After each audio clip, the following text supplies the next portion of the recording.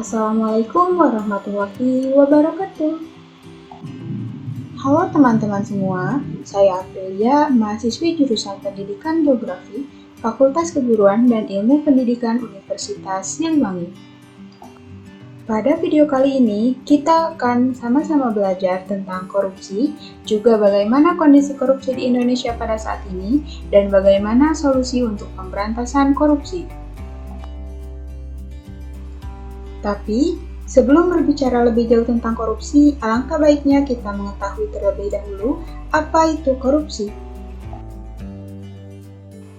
Korupsi adalah perilaku yang berkaitan dengan penyalahgunaan kekuasaan atau wewenang, di mana tujuannya adalah untuk mendapatkan keuntungan bagi pribadi ataupun kelompok.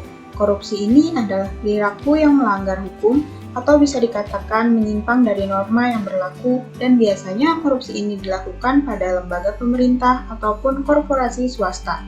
Perilaku korupsi ini menyangkut pada sifat amoral, juga perilaku yang jahat. Beberapa bentuk korupsi yang banyak terjadi meliputi pada suap menyuap, penggelapan jabatan, gratifikasi, pemerasan, ataupun benturan kepentingan dalam pengadaan.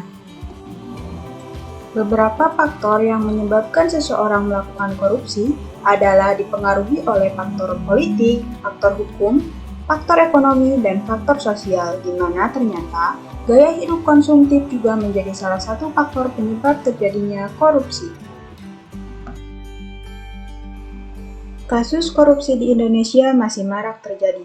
Berdasarkan survei dari Badan Pusat Statistik atau BPS, pada tahun 2021, indeks perilaku anti korupsi berada pada kisaran 3,88%. For your information guys, bahwasanya berdasarkan persepsi korupsi tahun 2021, Indonesia menduduki peringkat ke-96 dari 180 negara korupsi di dunia.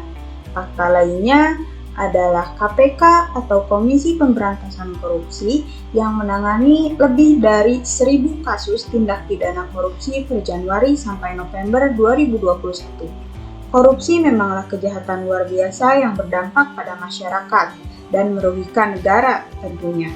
Salah satu contoh kasus korupsi terbesar di Indonesia adalah korupsi bantuan likuiditas Bank Indonesia atau BLBI dan korupsi dana bantuan sosial COVID-19 oleh mantan Menteri Sosial Juliari Batubara. Korupsi ini berdampak pada setiap sektor kehidupan. Salah satu dampak dari maraknya korupsi adalah pertumbuhan ekonomi serta investasi yang menurun. Kemudian, meningkatnya utang negara yang menyebabkan kemiskinan. Hal ini dikarenakan pendapatan negara dari sektor pajak yang menurun. Selain itu, korupsi juga berdampak pada runtuhnya otoritas pemerintahan, juga hilangnya kepercayaan publik pada pemerintah, dan hancurnya kedaulatan rakyat. Solusi utama dari korupsi adalah menanamkan nilai-nilai serta prinsip anti korupsi pada setiap generasi. Nilai-nilai anti korupsi yang mencakup pada nilai kejujuran, kepedulian, kemandirian, kedisiplinan, kerja keras, tanggung jawab, kesederhanaan, keadilan, juga keberanian.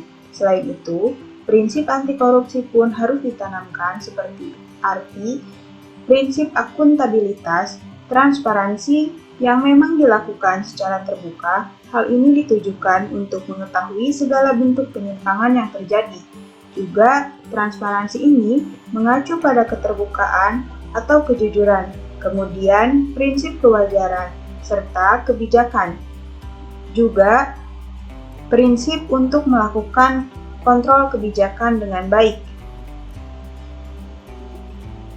Nilai-nilai anti korupsi ini sebaiknya dipahami juga diterapkan dalam kehidupan sehari-hari, di mana nilai-nilai yang diharapkan dapat memupuk budaya anti korupsi, juga membentuk komitmen serta konsistensi untuk menjauhi perilaku korupsi.